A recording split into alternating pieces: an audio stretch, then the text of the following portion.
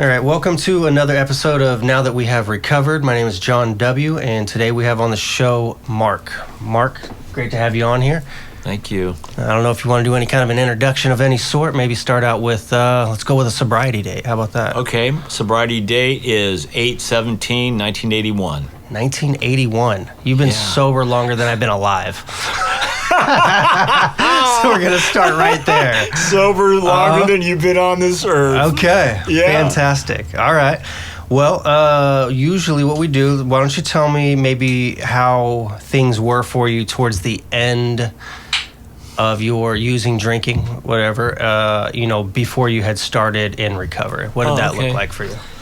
Well, I moved to South Lake Tahoe, so that's to ski. Obviously, that's where I went to ski. But then I found out there were casinos there because it's on the Nevada border. Yeah. So I was pretty naive when I got there. I didn't have any idea that there would be drinking and gambling so close to what I wanted to really do, which was ski and work at Heavenly Ski Resort. So anyway, I ended up working in casinos instead of doing the ski thing because that particular year there was a drought. So I ended up working at Harrah's, and that's really where my whole alcoholism, gambling, addiction, everything really took off because I was already in there.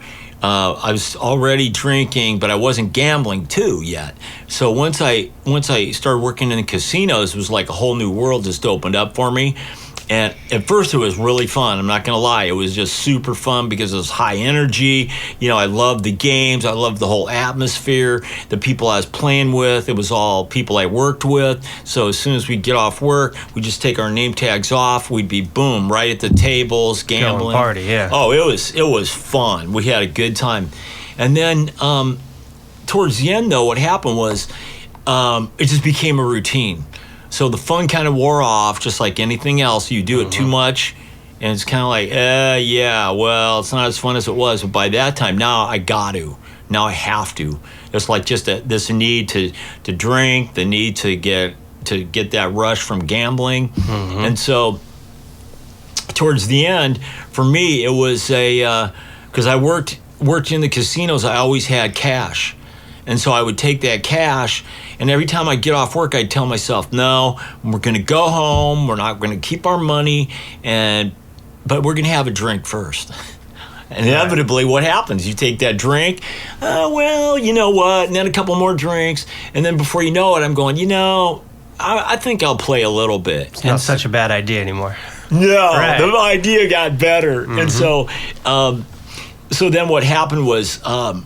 that became a routine. I just could not go home. And I was actually done kidding myself that I was going to go home.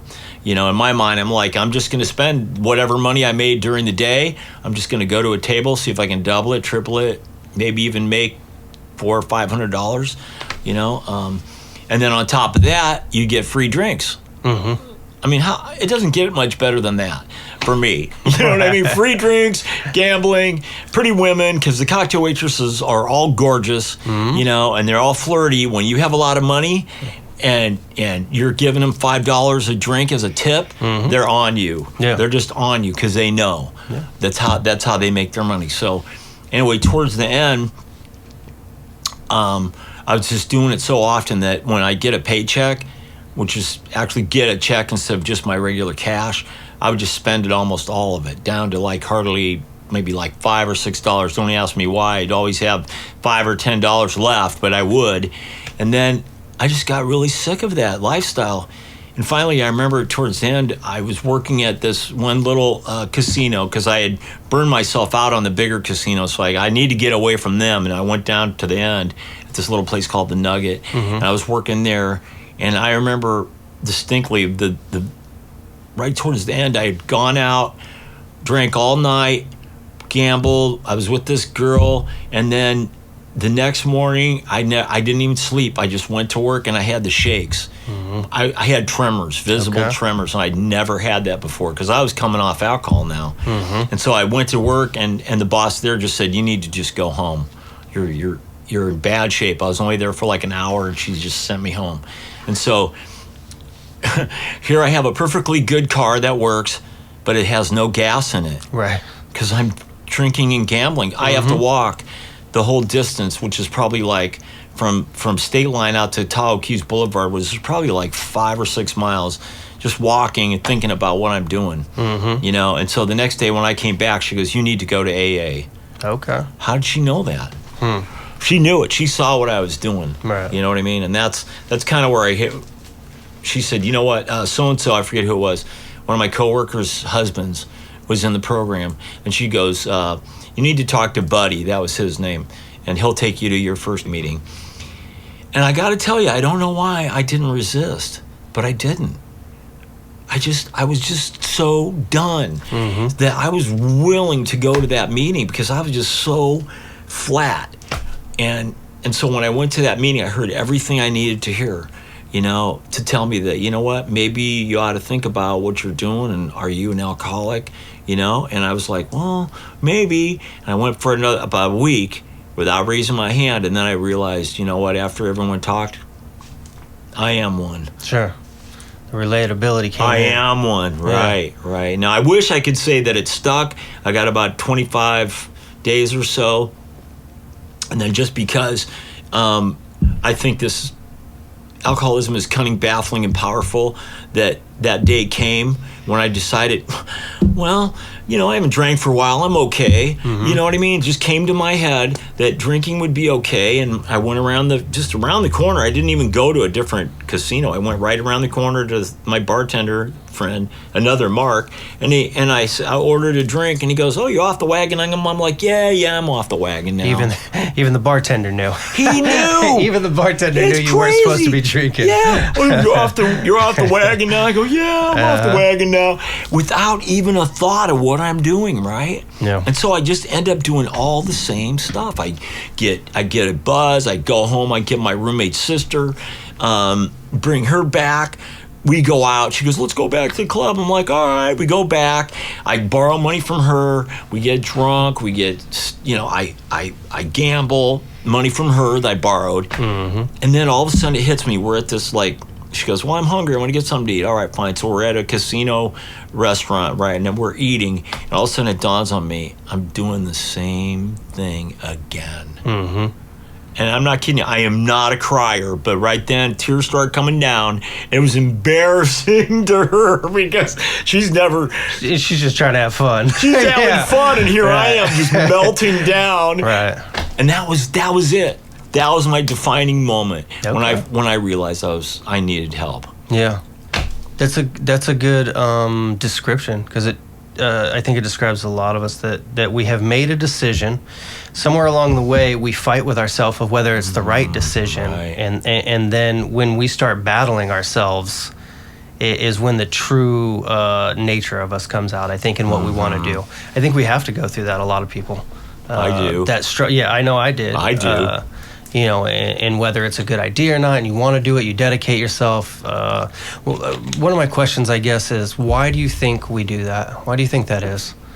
It's not uncommon, truly, that somebody would get 20 days, 25 days, and then we forget the pain. We forget what I don't know. What is your thought on that? The way it was described to me by some of my early mentors, you know, when I first started going to meetings there in Tahoe, was that we have a forgetter. You know, we just have a built-in forgetter, and we forget all the pain and suffering we just went through, like just the night before, let alone 25 days ago. That's like old history. So for us, we're like, oh, well, you know, that thought comes into our mind that it'll be different this time maybe, or I won't drink so much, or it'll be fun. The happy times will be back. You know, it's just, to me, it's just, you know, and it's a harsh word, but it's insanity. Yeah. It really is. Yeah. You know, the insane thought that I can take a drink and get away with it and not gamble and not do stupid stuff, it's really nuts, because I've proven over and over again that that's what I do. Yeah. I think yours is interesting too, because your addiction is you have two addictions intertwined at that point. Yes. There is the alcoholism and there is the gambling addiction. Yep. And they came side by side. And I think it's easier to spot that, but for a lot of us it might not be. But we have to do multiple work in areas of our lives. Yeah. So it's all right. So So you hit a moment. The tears are streaming. You've clearly decided what you want to do. What was early recovery like? So I just redoubled my efforts. I just went back in. Thank God I went back in and just said I drank again, and people were not, disappointed. They weren't like, oh, you got to get out of here, blah, blah, blah. They were just so accepting. They were like, we understand. We get it. And I was just so broken up that I had to go out and drink again. But they did exactly what you said. We have to be convinced. Sure. We have to admit to our innermost selves that we're powerless over gambling and drinking. And that's exactly what happened. So when I came in, people were just, hey, we're glad you're back. Hope you didn't kill yourself too much. Sure. And I'm like, well, no, but I really embarrassed myself pretty bad and borrowed money that I shouldn't have, and just, usual stuff that I do. But that was it. And I'm so glad that those people were accepting of me. They didn't judge me. Right. And that was the great thing. So you got some acceptance. You got the first taste of a community, if you will, that wants you to do well. What else happens? What happens, let's say, in your first 60 days? What are some of the emotional things that you may or may not have had to overcome? Being in the casino industry is tough. So you continued on. Oh yeah, I was still working there. Sure. I mean, it's a bar with gambling in it, and those are all my two favorite things. So what I would do is when I get off work, I would leave. I would leave because I knew if I stayed and hung out with my friends that trouble would start. And so it was tough at first because all my friends would be, my coworkers would be hanging out after work.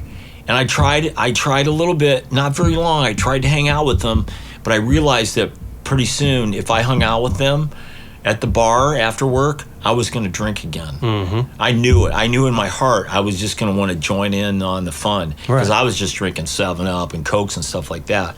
And I knew if that bartender came around one more time and said, hey, are you done with that? You want to drink? I probably would have just said, yeah. And so it was tough. And the gambling, same thing with the gambling. I struggle with that as well.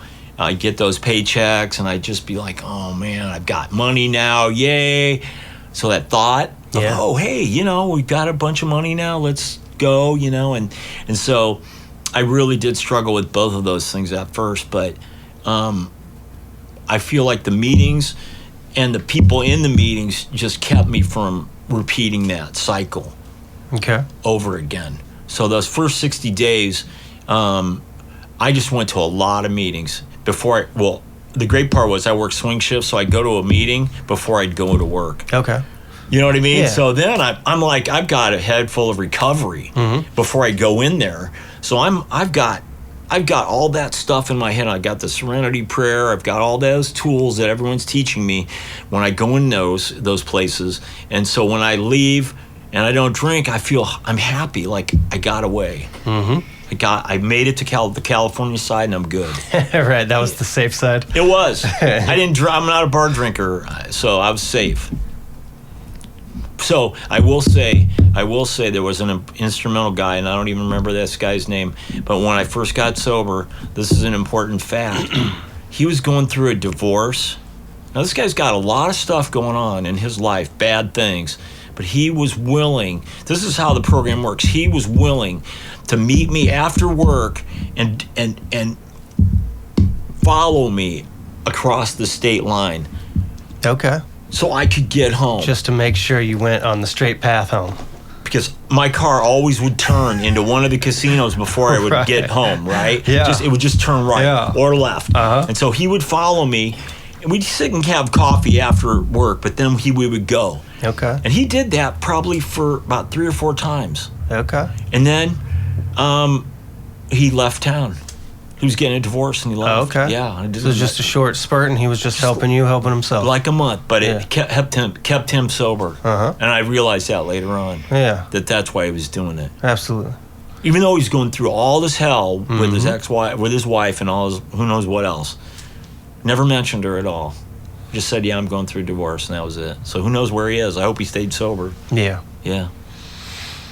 Okay. What were some of the other things that worked? You mentioned support. You mentioned meetings. What were some of the other working is good, although it's not the best environment for you to work in. But that's all right. So you're working, you're making money. Right. I also found it interesting that, again, we've made a strong decision that you're going to stay sober, and then the check comes.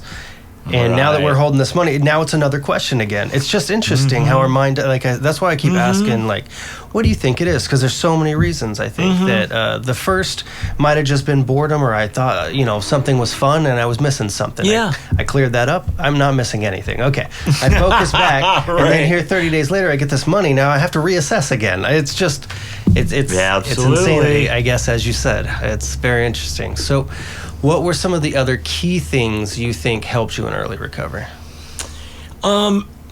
I had to force myself to stay after the meetings to talk to people afterwards, because I was so tongue-tied, and I really didn't know how to converse with people without drinking or having gambling or something going on, getting high or something. Yeah. So it was a real struggle for me at first to really communicate with people sober. I didn't know what to talk about. So at the end of the meeting, on my days off, of course, but I just hang out and just listen to people and talk, and I'd just be nod my head because I didn't know what to say, because I don't have any recovery. I don't know what to talk about. Yeah. And then eventually they'd kind of include me. So how was your day? And you staying sober, stuff like that. So I thought it was really important, because I started to feel like a part of. And that's really critical. If you want to be a success in the program, it's critical that you make the effort to be a part of this thing. Because for a while there, I was just going to meetings, and then as soon as it was over, I was gone. Right out the door. And then I would get home and go, I should have tried to talk to somebody. Yeah. And I got invited to coffee numerous times. No, I got stuff to do. No, I don't. Right. It's just that social anxiety. Like that's you said, we don't. Well, yeah. I think it took me a long time to realize that. And relationships were a big one. Whether it was just friends or not, but also real, intimate relationships. Yeah. It was extremely hard and awkward. I had realized at a certain point that I had never had friends or a relationship without alcohol involved. And that is extremely scary when you're a grown adult. Yes. And you know that you have to go through this without our crutch. So that's baby steps is important, I think, like you said, and that's good. Yeah, very much so. Okay. Because I didn't have a wife, and I had left my wife. I had gotten married, but my alcoholism was just, I don't need her. And she was a great woman. She was perfect. She was just absolutely great. I couldn't have met anyone better at that time. But see, I was too much into the partying scene. I was only 23 when we got married, so I was like 25 or 25 when I said, this isn't working out. I'm going to Tahoe. Okay. So there you go. There's the relationships thing. Absolutely. No good at it. Right. Well, and I think in my experience anyways, is that drugs or alcohol became first. It didn't matter who was around. I mean, I loved these people very much. Yes. But it still came first. I love my family more than anyone, but it still came first. It still came. Yeah. Yeah, as much as we have our priorities. I know. As much as I loved Barbie, she was just, an accessory. Right. That's all. Right. And when I got married, I really thought she'd be more of a warden. Okay. In a prison, right? And you got to be home by 11. Right. She was never that way. But I just ended up feeling so guilty about staying out and just leaving her at home and partying with all the friends in the apartment complex that I couldn't be married. Not to her or anyone, for that matter, anybody. It's hard to have a relationship with our own selves, let alone others at times. I couldn't do it. I could not do it. All right. So you mentioned some of the things that worked. I'm going to highlight in with the idea that you told me you've been sober since 1981. Is that correct? Yes. How many years is that? 41. 41 years. Going on 42. Okay. So 41 going on 42 years. So you pretty much built at this point. You have so you have sponsees. Yes. Okay. And you have an army of sponsees, I'm sure, at this point. Yes. All right. And I've sponsored a lot of people. So you're actively helping others. Let me ask you some longer term 40-year questions. Let's get some good stuff going. What have you seen that works the most to help people in this last 40 years? I mean, you've seen a lot of people come and go. I have seen thousands, right. Literally thousands of people. And you've probably had hundreds of sponsees and all that great stuff. I've had sponsees, and I think the question again was how long, or what is it I need? What suggestions I have? Well, yeah, what do you think has worked best for people? Oh, okay, right. Over time to stay sober. I think the best thing, for me, the thing that I've seen most in people is that they get some success 30, 60, 90 days, okay, they're not drinking or whatever, but then their life starts to take over again. And before you know it, their priorities start to slip. So maybe around 6 months to a year, now they've got a job, maybe the wife's back, they've got kids now.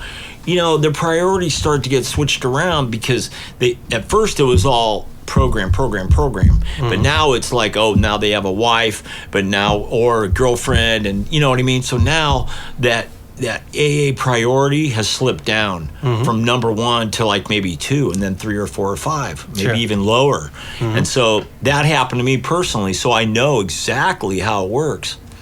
So that's the biggest thing, I think, is that you got to keep your sobriety number 1. And it's the first thing that I see in step 10. It's called continued to take personal inventory. Well, a friend of mine, he says continued is the key word, because it's not resentment that's the number 1 killer in my book. It's complacency. Sure. Okay. That's it. Yeah. If you can stick with this thing and just do it one day at a time and just not get complacent and just stay with the rough spots, which sometimes your brain's going to tell you, I've been to all the meetings I need to go to forever. You just got to keep doing it. So I think we were talking about that's a great point. Absolutely. I think we were talking about, for me anyways, or for I don't know, I'll include you in my own stuff, that while drinking, it is my number 1. It doesn't matter who's around. Like I said, family came number 2 for me. Yes. For whatever reason, I didn't really particularly choose it. It just happens. Anyway, so whatever. So number 1 is alcohol in my life of causing trouble and pain, and then I get into recovery, and in the beginning I treat alcohol as number 1. Right. And I give it the same priority I did before, and I become successful, and then, like you said, you reprioritize. Yes. And it becomes less important. But that never happened in addiction, so why would it work now in recovery? It's really interesting like that. Yes, it should, more or less, it needs to come first, or be at the top of your priorities at the very least. Okay. Yeah. No, it's great advice. And once you, what happened to me was it became a habit. It's almost 12 o'clock. Wherever I'm at, it's almost 12. I need to go to a meeting. Okay. I mean, I made it. So wherever I'm at, in Florida, North Carolina, I don't care where I'm at, I need to be at a meeting somewhere. I don't care. I'm on vacation. I go to a meeting. Some people don't. I do. I think it's fun. I'm in Hawaii. I have a friend that's sober in Hawaii. I go over there. We go to meetings. Yes. It's great. I love it. People are like, oh, you're on vacation. What do you want to go to a meeting for? So I can meet other people. Okay. That live there. It's great. So at a certain point, okay, so that's another great question you mentioned too, is that over time, people think I've gone to enough meetings, or I've heard all I need to hear, or I don't know what, right? Or maybe they're just tired of going to do the same thing. Yeah, I don't know. Why do you continue to go to meetings? Because I feel, and I think this is really important, that you stay teachable. Because we all have to remain teachable. Because if we're going to just go to meetings and not listen and just be on our phones the whole time, you're not getting anything. You're not feeding your soul. You're not feeding your spirituality. You're not growing and continue to grow. Because I don't think I've plateaued, although I feel like sometimes I do. But then I get another growth spurt of, I learned another lesson about that, or I heard something in a meeting that I can apply to my life. A different angle of because knowledge without application doesn't get you anywhere. Zero. Okay. I like it. Yeah. Those are good messages. What else could I ask you? We talked about early recovery. Mm-hmm. Let's see. Oh, we were talking about successful things. So we got 2 of them. What would 3 more be? Oh, how to be success in the program? Or just in general with recovery or sobriety? Yeah, I mean, the thing is, it's you have to find inner motivation. You can't be externally motivated by your wife wants you to go, your job wants you to go, you're going so you don't lose your house. You have to have an internal motivation, which is to live a better life, and to become a spiritual being, and for whatever that means, and we'll start to rely on that. Because first you start with the meetings, they're your higher power, and then you can branch off into a higher power. Now mine happened to be nature because I live in Tahoe. All I have to do is walk out my front door and there I am, boom. Sure. So spirituality became a real important concept for me. So I think that's another thing that's really important, is that once you get a little bit of time, you can start investigating that whole angle, because to see that there is something greater than ourselves. Sure. And ocean's an easy example for me. I mean, all you got to do is look at the vastness of this ocean and how small do I feel in front of the ocean. Perfect. Yes. I hear you. So nature's a good one for spirituality. Yeah. Mm-hmm. And then 2 is I think you can either start to rebuild relationships with your close people, your family, your wife, your kids, and then also you can form new relationships, and that's been a really strong one for me lately. I'm meeting some new people, so I'm keeping it fresh. I just met this girl, and she's came into my life, and she's in recovery, and we're just having a really good time. And that's kind of like my dream. I love being around people that are in recovery, and I didn't meet them before. Now they're coming into my life, and I'm like, wow, where have you been? It's really great. I think it's essential at a certain point. Yeah. I talked about it before that we build, you mentioned a support system. We build a support system, and I think that system dwindles for whatever reason. The great guy that followed you home each night was only 30 days. He was a great support, but then he had to go. He went on his life. Yes. And so we have to keep building, I think, that support, especially over the years. Yeah. With complacency, like you said, it's not just a singular thing. We all get it. And so right. as these people drift off to start their lives, or things get busy, or they move out of town, or maybe they go back to, maybe they got their 30-day money back and they want to go see. Yes. So I got to keep building that support group. So that's very important. I agree. There's something else you mentioned in there. Also, let me throw in, this is important too, to avoid that whole stale thing. Go to different meetings. So you've already established this one particular meeting that you go to all the time. So now, this girl I'm talking about, now we're going up to Granite Bay, and we've been over to Rockland, and we got other plans to go to some different meetings elsewhere. And that's the fun part, because we're meeting new people. Now I've been around for a long time, so I know the whole Sacramento area pretty well. It's rare that I could go to a meeting and not know somebody or seen somebody now, because I've been here for almost 20 years. My whole life, yes. Yeah, you've been here your whole life. Yeah, your whole life. I've been here about 24, 25 years, something like that, roughly. So I've been to a lot of different groups. But see, I can get into a rut too. Sure. Oh, it's easier to just go to blah, blah, blah meeting, right? But then I start going, man, I need to go somewhere else and hear it. And it's amazing how it works, because guess what? I go to that meeting in Rockland. I hear something that I didn't hear over here. Sure. Because it's somebody new. And for some reason, if it's the same message from the same people, we don't hear it all the time. If it's somebody else saying the same thing, new, we hear it. Yeah. It's the same if, my parent says something and then a friend says something. When my parent said it, I didn't want to listen at all. But when my friend said it, it was a great idea. It made total sense. The same words, it's just a different person. Or someone will tell you something, and then your sponsor tells you. And now you're listening because your sponsor is telling you the same thing that your friend told you, and you go, oh, okay. So the other thing you had mentioned was internal growth, and more or less I classify it as internal growth. I think it's extremely important for early sobriety and long-term sobriety. So what are the areas you think you learned your internal growth from? It sounds like from other people's experience Yes. in the program. How else would you say you expanded that internal growth? I just got really interested in different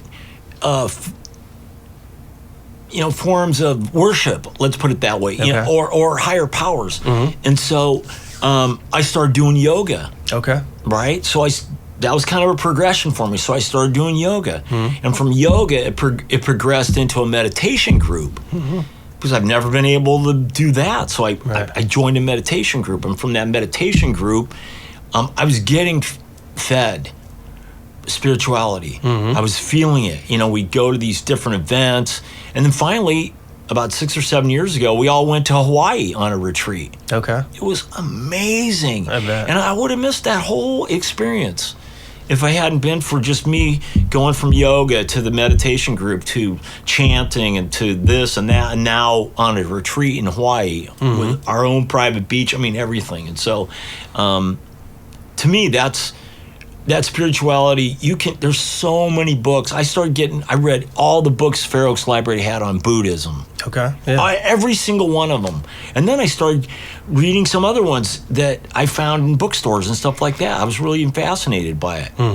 And so I try to just kind of incorporate that along with my own version of a higher power into my whole life. Okay. It's a spiritual growth. It's a spiritual growth for me, yes. Okay. Yeah. Let's go on the flip side, because you have so much experience, in my opinion, anyways. What would you say are the worst things you can do and recover? Let's name a couple of just the bad moves that John could make along the way. The bad moves. Which there are many, I'm sure. But, there's quite a few. Because you've been around and you've seen people come and go. Yeah. What are some of the most common, let's say, maybe, mistakes that one might make so that we know how to avoid them? Yeah, I think... it's inevitable that you're going to be on a pink cloud. Okay, because you're free. You're of that bondage of self, right? Now you're not drinking, you're not gambling, you're not doing all the stuff that you used to do. So the danger is that when you get that pink cloud, you're just floating above and you're so up. But see, then reality hits. Your car breaks down. You have an argument with your girlfriend or your wife. You find out, you aren't covered by some insurance. Stuff like that. Life hits you. And so I see the danger there is that when reality sinks in, that's when that low point hits, and that's when you either have to get with the program and start to work through that stuff, or you just go back to what you were doing before to cope. And so those are the things that I see in newcomers when they come in. They're just super pumped up. They're so high on sobriety, and then I can see that wane. You know what I mean? Because then life hits them. And unless they really have spiritual tools and they have a support group, they've established themselves in meetings, that they're going to fall off because they're going to go, forget this, I'm just going to drink to kill the pain. Right. Yeah, so coping tools are very important for that. Right. And high highs and low lows. I hear you. Yes. Especially in the beginning, because I think our body is in such a state of shock, if you will. You described the shakes even in the very beginning. I mean, that's just the physical aspect of it. Right. The mind is going through much of the same thing, the emotional state. You mentioned at a certain point tears streaming. I had the same experience. With I don't know how much time I had, maybe a month and a half, and then all those emotional states come back, and you just have to deal. And I remember crying and all that. And so emotional states are high highs and low lows. So trying to find a way to cope with those is very important, and also probably just knowing that that's going to come. Know it. Yeah. I every newcomer I talk to, I go, I'm so glad you're sober. So when the bad times do come, because they're gonna, I can guarantee you they are gonna come. Yeah. You don't want to hear that, but I'm going to tell you they're going to come. So the test is going to be when they do come, what are you going to do? Right. What choice are you going to make? You're going to go back to your old lifestyle and think that there's a solution over there, which there isn't, or are you going to stick with us and get through it? Because that's what happened to me. And also too was the advice has always been, don't change jobs. Okay. Don't do anything that's going to affect your emotional state. Like you said, you're already whipping around everywhere, going everywhere. Your emotions are going up, down, up, down. Changing jobs, getting into a new relationship, moving. Mm-hmm. All those things are big, big things. Yes. And if you're new, it's stuff you need to try to avoid at all costs. You really do. And so when my peer group said, stay out of relationships, I'm like, yes. I knew it. There was no doubt in my mind. I get in a relationship, I'm a goner because that's a big trigger for me. Well, there's no bigger emotional state than a relationship. None. There's nothing that pierces my soul more, or I open myself and become more vulnerable than a relationship. And when you get the rejection slip, can you handle that? Yeah, no, I couldn't. I knew it. It's hard now, let alone early. Yeah, I hear you. You're right. I mean, I have a hard time now, but when I was if I get a rejection slip within my first year, I would have probably just flipped out and drank. I would have, I swear. So I'm just like, you're right. I'm staying away. That's great advice. Yeah, I like to tell people to increase your coping skills. So I think it's fair to say that drinking alcohol was a coping skill. I can't dismiss it. I used it for years. That's great. Yes. So here it is. But I need 100 more coping skills to where that solution is all the way down there at the bottom. I'm not going to say I'll ever eliminate it because I have to stay, in reality that it's an option, not a good one, and I don't want it. But I just want to shove it way down there and fill in so many other coping tools. Like you said, sticking around people, talking about what's going on, all these things, so on and so forth. Feeding my spirituality so that I can handle each of these moments. Right. Yeah. Because the longer you stay in the program, after 40 years, it's not a solution anymore. Sure. It really is not a solution anymore to any of the angst I have in this life.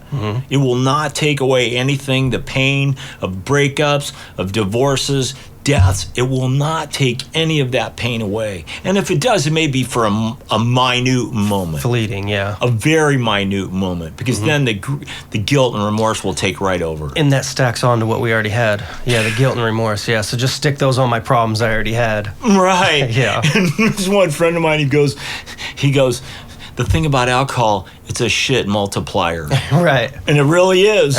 If you feel bad now, drink some. Right. You're going to feel worse. Yeah. And it really is true. Oh, yeah. So, I feel fortunate that I had some really good people around me that would just support me no matter what. When I came in, it just was just like broken in half. They were like, it'll be okay. Just keep coming back. Yeah. All right. So we're getting towards the end of the segment. You have given us a lot of great advice, which I appreciate. If you were to give a message to anybody in recovery, and it could be early recovery, would be fine, but the truth, I think what I would like to hear more is long-term recovery. That's what I think we're all searching for, is what you have, 40 years. I mean, a lot of us could get 2 weeks maybe, or a month, or I don't know, 48 hours. I quit. I've quit for moments. I did too, but right? we want to know, I think what people really want to know is how to sustain it. How do I get a year, 18 months, 2 years, 10 years, 20 years? Gosh, you're all the way at 40 years. You must have an answer. They're looking for an answer. Well, for me, it's crazy to think this, but it's just really one day at a time. Because when I start thinking too much in the future, like, I want to get 40 years, it's too tempting to get wound up in the future. And I'm a future tripper. Sure. That's where I live, so I have to really stay in the now. Right. I have to be mindful, and I've been practicing meditation for a long time about trying to be in the now. And so my advice is to just, work the program. And it's, what does the chip say? Unity, you read that, the triangle. What is it? Unity, recovery, service. Those are the three things. If you do those three things, I will guarantee you success.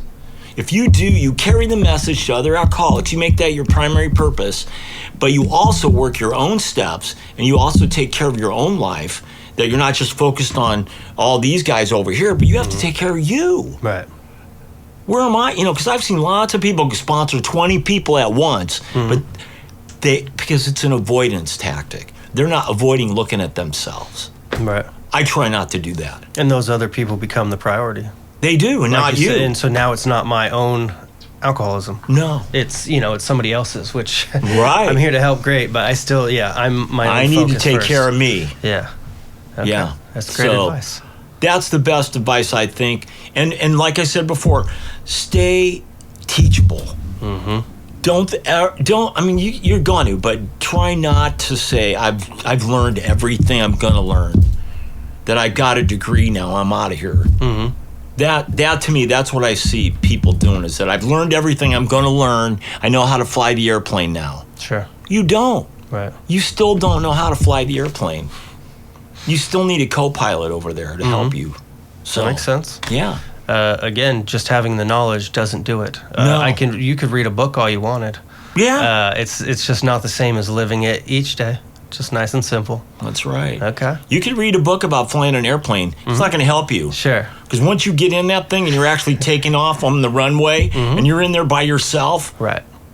that's way different than reading about it in a book or watching YouTube on how to do it. Right. Yeah. There's a Which lot is of knobs it. and buttons. I hear you. A lot of knobs and buttons to know, and you got to know what those all do. Yeah. It's great advice. All right. Is there anything else you'd like to leave us with? God, I just, I think that in the last 10 years, I've really found so much more peace and tranquility and serenity in just surrendering and letting go and letting the program work me. Okay. And then working with others is so critical, because when I'm really going through a lot of problems with my own self, my brain, it even says in the book, when all else fails, work with someone new. Okay. And it just has to be drilled into your head. Mm-hmm.